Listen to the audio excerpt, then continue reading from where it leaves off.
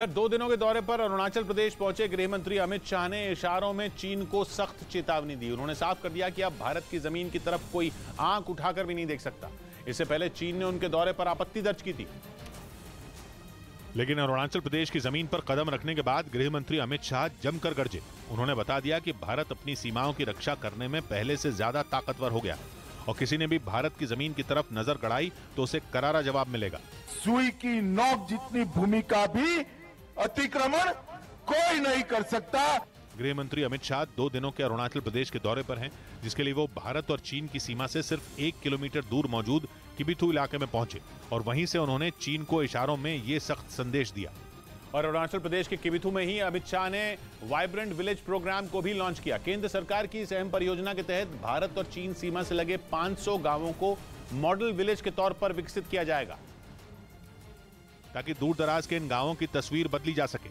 वहां शहरों जैसी आधुनिक सुविधाओं के साथ अच्छी सड़कों का जाल बिछाया जा सके। बताया गया कि इस योजना के तहत जिन 500 गांवों को आधुनिक बनाया जाएगा उनमें लद्दाख और अरुणाचल प्रदेश के 50 गांवों पर काम शुरू हो चुका है। इस योजना में लद्दाख के 155 गांव, हिमाचल प्रदेश के करीब 80 गांव, उत्तराखंड के 115, अरुणाचल प्रदेश की सीमा पर बसे 100 गांव और सिक्किम के 50 गांवों को मॉडल विलेज की तरह विकसित किया जाएगा। बताया जा रहा है कि सरकार की ये योजना भी चीन को जवाब देने के लिए ही तैयार की गई है ताकि अरुणाचल प्रदेश समेत LAC पर उसकी किसी भी हरकत को वक्त रहते नाकाम किया जा सके।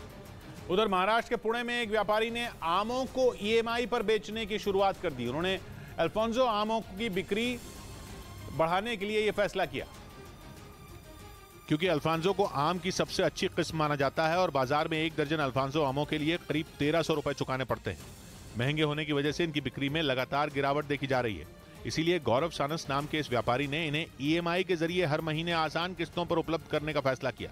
यानी इन आमों की खरीद भी ठीक वैसे ही की जा सकती है जैसे टीवी, कार या मोबाइल फोन को क्रेडिट कार्ड के जरिए EMI पर खरीदा जाता है। हालांकि इसके लिए शर्त यह है कि ग्राहक को कम से कम 5000 रुपयों के आम खरीदने होंगे।